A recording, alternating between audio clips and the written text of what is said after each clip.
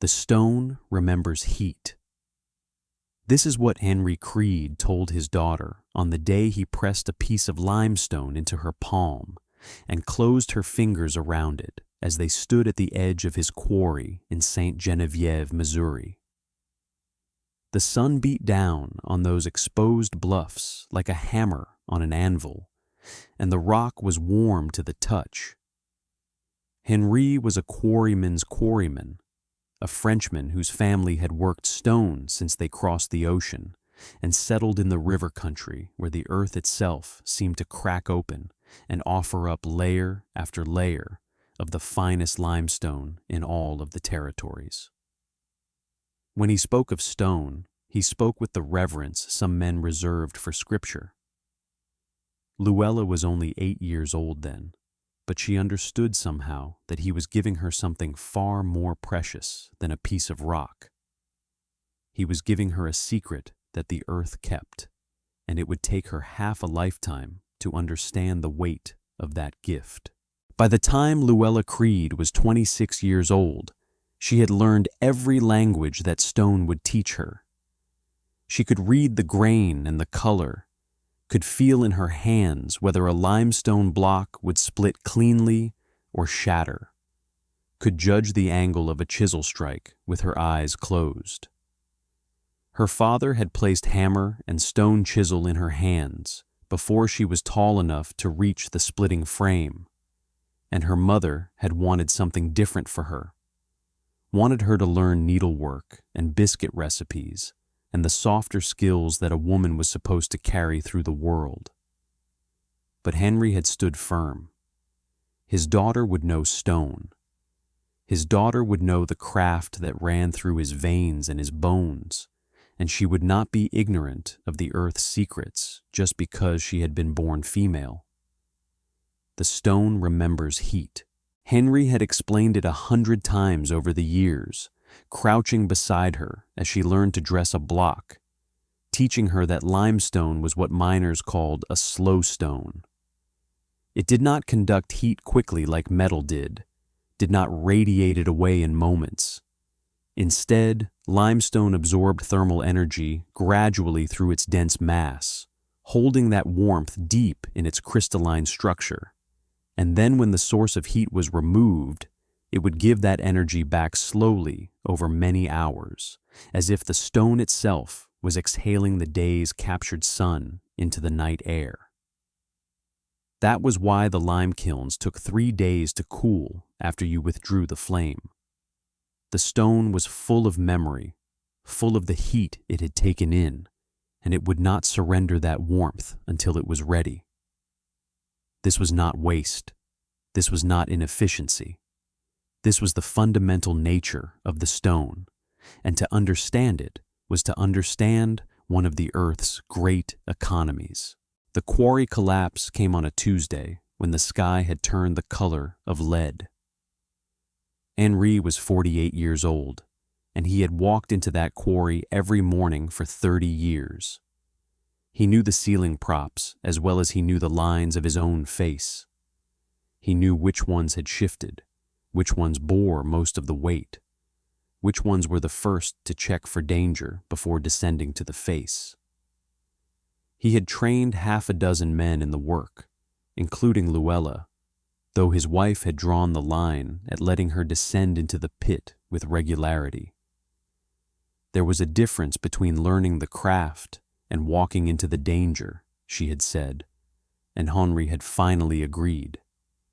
So Luella did her dressing and splitting in the yard above the pit, and she came down only to learn the stones that the men extracted. When the props gave way, Henri and 3 other men were in the pit. The stone that fell did not discriminate. It simply fell, as heavy things fall, as the earth's gravity pulled it back to where it came from. Only 1 man walked out.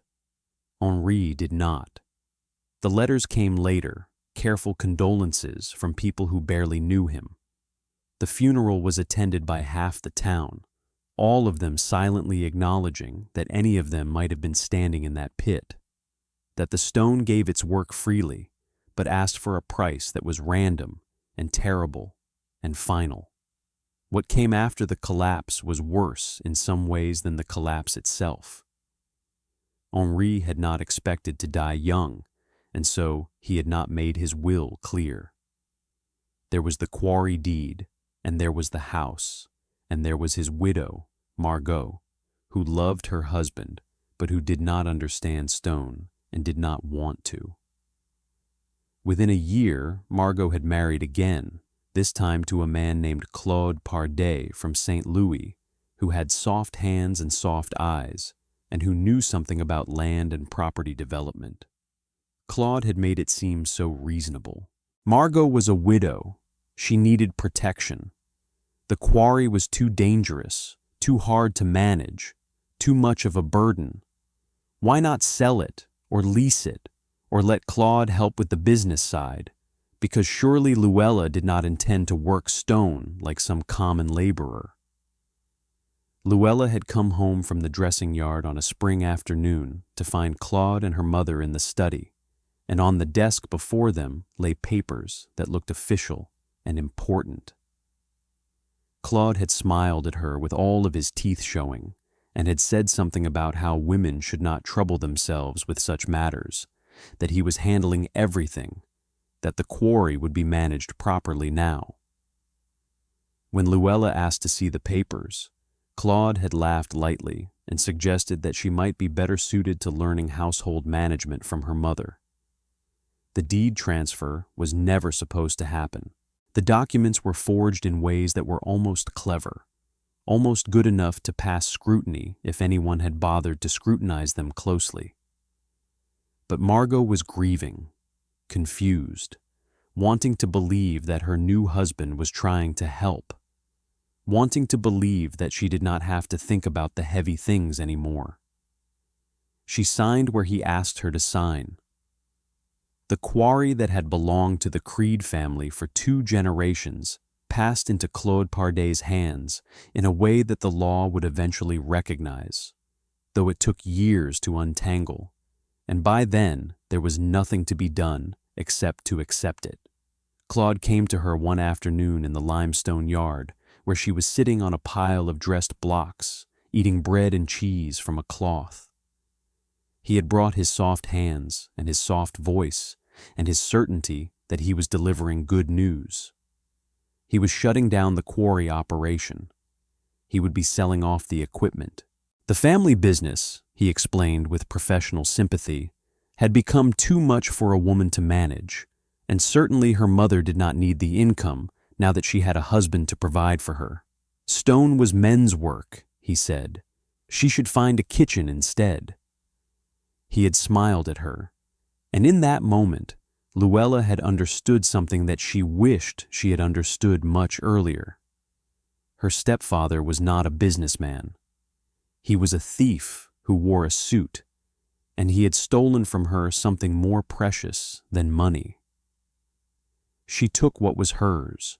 She took the quarrying tools that Henri had given her, the chisels and points and hammers that were marked with her father's own careful hand, and that bore the wear of his work and hers together. She took a leather satchel of the papers and drawings that Henri had made over the years, notes about stone quality and working techniques. She took a small amount of money that she had saved from her own labor, money that Claude did not know existed. She wrote a letter to her mother that was careful and cold and final, and then she left St. Genevieve. The West was still wild in those days, or at least it was wild enough for a tall, broad-shouldered woman with stone dust in her fingernails and a quarryman's tools to disappear into it without too many questions. She found herself in the Nebraska Territory, in a settlement called Flint Creek that sat on the edge of a system of bluffs where limestone ran thick through the exposed walls. The settlement was only 15 years old, had perhaps 40 homesteaders, was still rough in its ways. A man named Thaddeus Webb had already begun quarrying the limestone on a small scale for building stone, but he was old and his operation was inefficient, and he was happy enough to buy dressed stones from someone who knew the work. Luella filed a claim on land next to the creek, where the water ran cold and clear in the spring, and the limestone bluffs rose up like broken teeth. She built a cabin with her own hands, using wood from the creek bottom and stone from the ground beneath her feet. She dug a shallow cellar and lined it with limestone blocks, and when the first winter came, she was surprised by how much colder Nebraska was than Missouri, how the wind came down from the north like something alive and hungry, how the cold seemed to have a weight to it, an actual substance that pressed against the walls and sought out every gap and crack. The first winter very nearly took her. She had enough firewood, or so she thought, but the fire had to burn all through the night, because if she let it die, the cabin would become so cold by morning that she could see her breath hang in the air in front of her face, and her fingers would not thaw until afternoon. She burned through her entire winter supply of wood by January, and spent the last months of cold huddled under every blanket and coat that she owned, the fire burning day and night, her resources depleted, and no way to replace them until spring. She swore to herself that the next winter would be different, that she would cut twice as much wood, would be more careful, would find a way to make the heat last longer. But during that long, difficult winter, something happened that changed everything. It was a night in late February when the fire had burned down to embers, when she was exhausted from the work of the day and had not tended it carefully, had let it die around 2 in the morning. She woke up cold and miserable, as she had woken up cold and miserable 100 times that winter, and she lay in her bunk, shivering and cursing her own stupidity. Except that around dawn, as the cabin began to lighten, she felt the warmth returning. She felt it like a gift handed back to her by something generous in the darkness. The cabin was not warming because of the fire. The fire was ash and ember by then, barely burning at all. The cabin was warming because of something else. She lay still in her bunk and tried to understand what was happening. The warmth was coming from the stone. The limestone that she had used to line her cellar was still warm from the fire of the previous day, still radiating the heat that it had absorbed while the flames burned, and that heat was moving up through the cabin, spreading and filling the space. She remembered her father's hands and his voice. The stone remembers heat. She had not thought about that lesson in years, had not really understood it before, but in that moment of desperate cold and unexpected warmth, she understood it completely. The stone was an economist, holding the heat close, spending it slowly, rationing it through the night so that she would not perish in the darkness. The idea came to her fully formed, the way the best ideas sometimes do, arriving not as a gradual thought process, but as a complete understanding that seemed to have always existed somewhere in her mind. She did not have enough firewood to waste on tending a fire all night.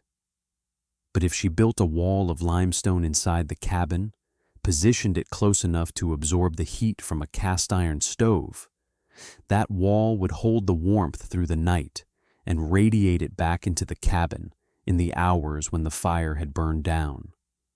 She could sleep. She could rest. She could let the fire die when she wanted it to die, and the stone would keep her warm. Spring came slowly that year, as spring does in the high plains, and as soon as the ground was soft enough to work, Luella began her new project. She quarried limestone from the bluff behind her claim, hauling stone on a trowel that she had constructed herself, using her knowledge of engineering and her own muscular strength. She had grown up watching her father dress stone, and while she had been young, She had absorbed the techniques completely.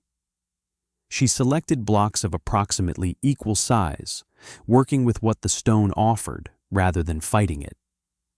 She built a dry stacked wall 8 feet long and 7 feet tall, 18 inches thick, positioned 6 inches behind the cast iron stove that she had salvaged from an abandoned settler's cabin some miles away.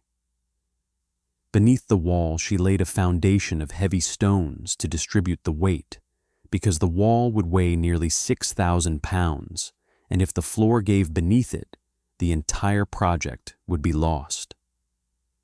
She built the wall over the course of 2 months, working through the spring and into early summer, her hands rebuilding their calluses, her back and shoulders remembering the strength that stonework required.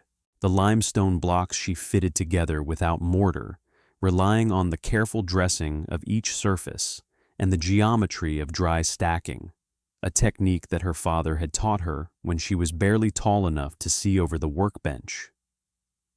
Each stone had to fit snugly against its neighbors, had to distribute the weight evenly, had to allow no gaps where heat could escape or drafts could penetrate. It was craft. It was not just stacking stones. It was understanding how weight distributed across a surface, how heat would move through the material, how the geometry of each individual stone contributed to the strength and function of the whole. The first time she fired the stove fully, loading it with wood and building a hot flame.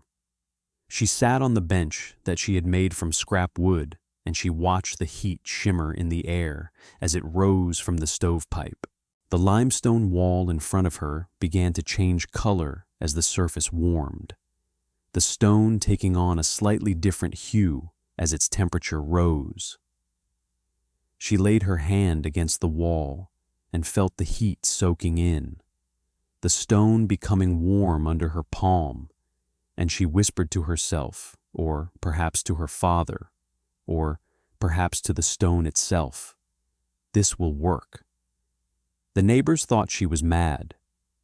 Summer turned to fall, and the settlement began to see Luella more regularly, traveling between the quarry and her cabin with loads of cut stone, her dress covered in dust, her hands dark with grime, her face burned dark by the sun. The other women avoided her or pitied her, she was not certain which. The men were dismissive. She was wasting space in her cabin with rocks. She was overdressing stone for no reason. She was a quarryman's daughter playing at a man's work. What was the point of a wall of limestone inside a cabin? That was not how women were supposed to think about heat and shelter and the practical problems of staying alive through a winter. That was not sensible. That was not right. The first test of the system came as soon as the true cold arrived. The winter of 1877 was bitter, though not as bitter as some winters would become. Luella let the fire burn down to careful embers around 9 in the evening. The wall had absorbed heat throughout the day.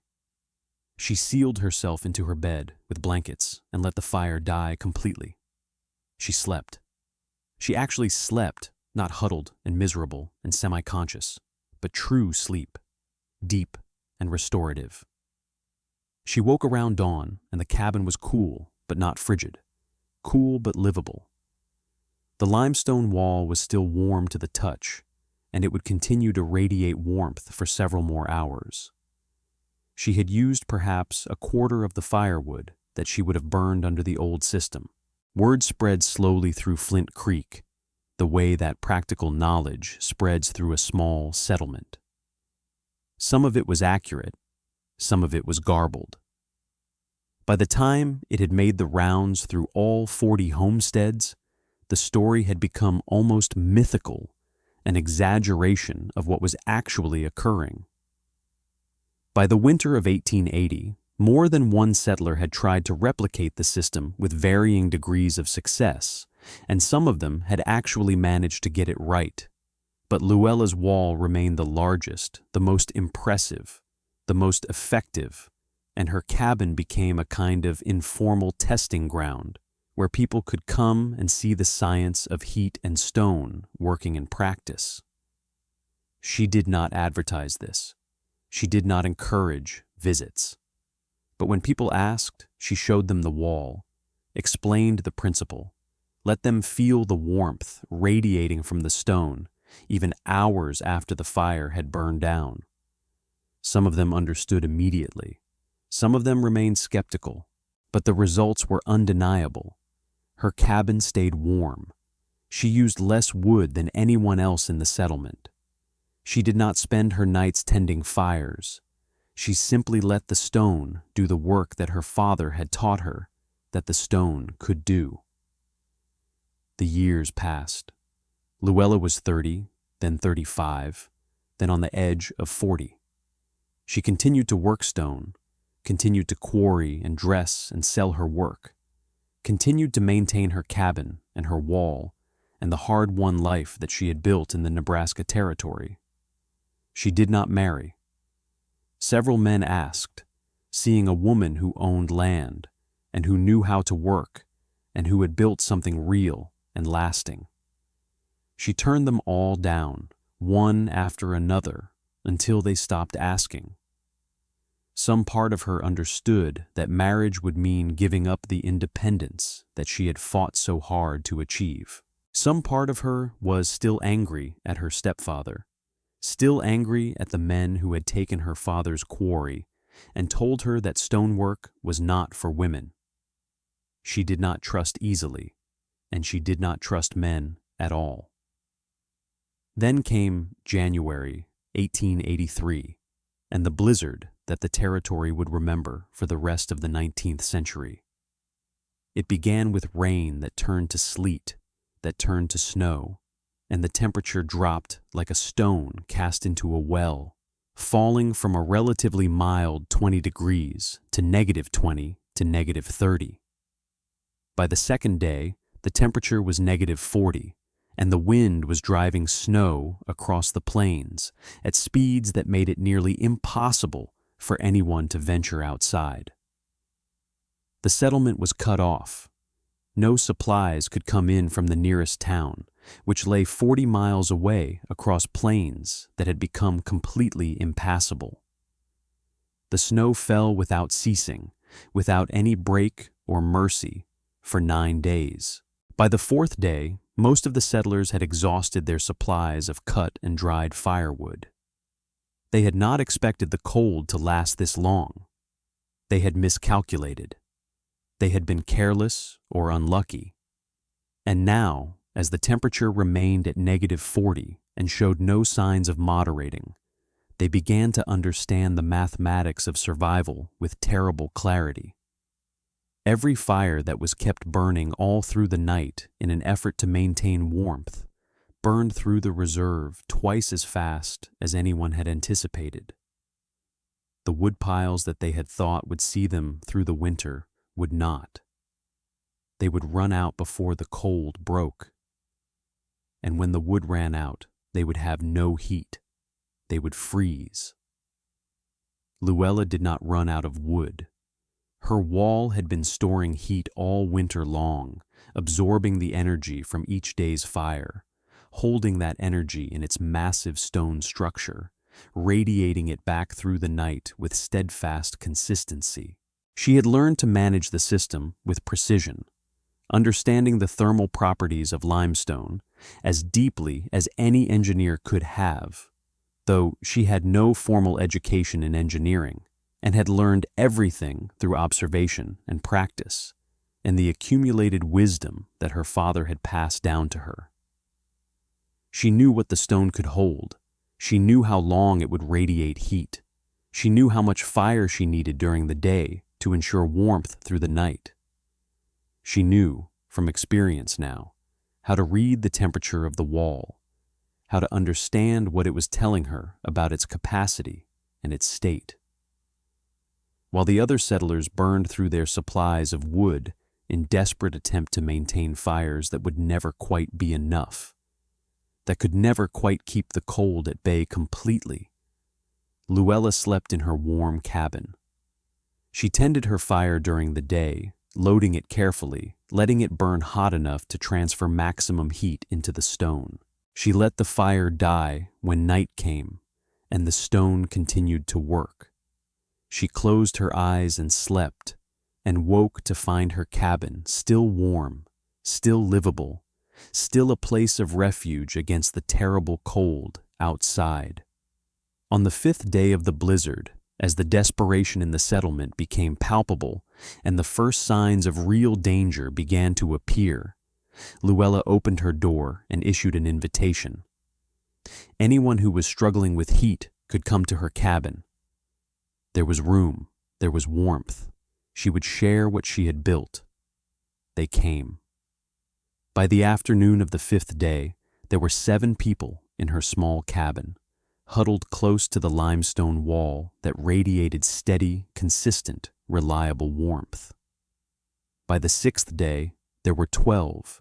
By the 7th day, as the blizzard continued with no sign of relenting, and the wood supplies continued to dwindle throughout the settlement, there were nearly 30 people crowded into the small cabin, sitting and standing and lying on the floor, their backs pressed against the warm limestone, their faces turned toward the source of heat, their breath gradually becoming less frantic as the reality of survival became clear.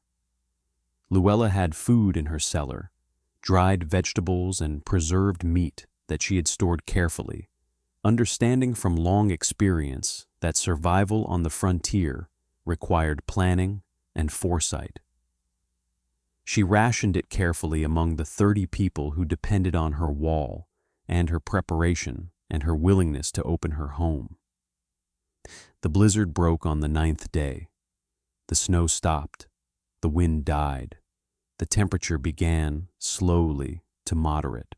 The settlers emerged from their shelters into a transformed landscape, their cabins half buried in drifts, their lives changed in ways that they would spend years processing. Of the 40 homesteads in Flint Creek, 3 had been abandoned by families who simply could not face another winter.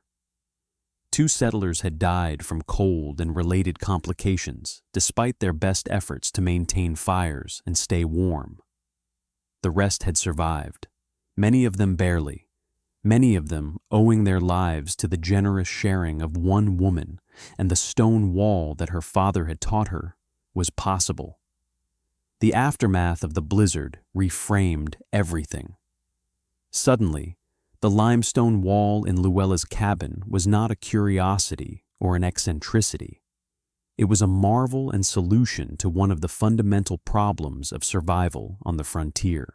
The local paper carried a story about the woman quarryman who had saved a settlement with her understanding of stone and heat and the practical application of scientific principles to the problems of living in an extreme climate. Other settlers came, asking her to help them build their own thermal walls, to teach them the techniques, to share the knowledge that she had accumulated. She became the de facto engineer and expert on the system, training people in proper dry stacking technique, advising on wall dimensions and positioning and materials. Her quarry operation expanded. She hired workers who knew how to dress stone and cut blocks to her specifications. She began to distribute dressed limestone blocks throughout the territory, not just to local settlers, but to communities across Nebraska and into Wyoming and beyond. The demand grew. Her reputation grew. Word spread that there was a woman in Nebraska Territory who understood heat and stone in ways that other people did not, and the settlers and the builders and the engineers began to seek her out. Years later, long after Luella had stepped back from the active work of quarrying, long after her hands had finally softened from stone dust and her back had begun to feel the accumulated weight of a lifetime's labor, she would return to her cabin on quiet afternoons, and she would press her palm against the limestone wall. The stone would be cool to the touch then, not actively storing heat, not radiating the warmth that had meant the difference between survival and death for 30 people on a winter that had tested everything about the frontier and about human endurance. But she could feel in the stone, in the cool, solid weight of it, the memory of what it had done. She could feel her father's hands guiding hers, could feel the understanding that had passed from him to her in those years when she was young. And he was trying to teach her that stone was more than just a building material. Stone was a teacher. Stone was an economy. Stone was a slow unfolding of power and patience and the ability to hold close what was precious and give it back slowly, carefully, when it was needed most. The stone remembers heat. This is what her father had told her, and this is what she had learned to believe in a way that went beyond belief into something like faith. But it was not just the stone that remembered. Luella herself remembered, and the people of Flint Creek remembered. And the story spread across the frontier in 100 different tellings, always returning to the central truth, that a quarryman's daughter had understood something about the relationship between mass and energy, between time and heat, between the slow unfolding knowledge of the earth and the immediate desperate need for warmth on a winter night. She had remembered what her father taught her. She had trusted the stone, and the stone had not failed her, and she had not failed the people who came to her looking for shelter from the cold. In the spring after the blizzard, when the snow had finally melted and the earth was beginning to show green once again, Luella stood at the limestone bluff behind her claim, and she carefully selected a particularly fine piece of stone, pale cream, colored with subtle layers of texture running through it that spoke to its age and its formation.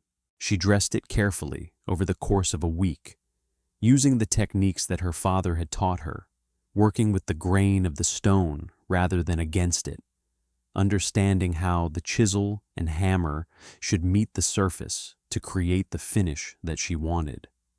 When it was finished, she carried it back to her cabin and she set it into the base of her thermal wall, right at the level where someone sitting against the wall would rest their head or their shoulders. She set it in carefully and deliberately, and then she pressed her own hand against it, feeling the stone that had grown cool in the spring air, remembering the heat that it had held, understanding that this was truly the only monument that she needed. The stone itself was the memorial. The stone itself was enough. Time passed, as it always does, indifferent to the lives of the people whose history it contains. Luella grew old in Nebraska. She never returned to Missouri. She never tried to reclaim what her stepfather had stolen. She never sought revenge or reparation. Instead, she simply built something that mattered, something that worked, something that saved lives in ways most people would never fully understand. The limestone walls that she designed and that other people built across the territory kept countless people warm through the terrible winters that followed. And many of them lived because they understood, finally, that stone was not just a building material, but a storage device, a thermal battery, a way of capturing the sun's energy and releasing it slowly through the night. The stone remembers heat. Luella Creed had spent her life learning what that meant, and in the end, she had become a kind of stone herself, solid and unchanging, holding within herself the warmth that her father had passed to her, radiating it slowly into the world around her, giving what she had been given, teaching what she had learned, remaining exactly where she had chosen to be.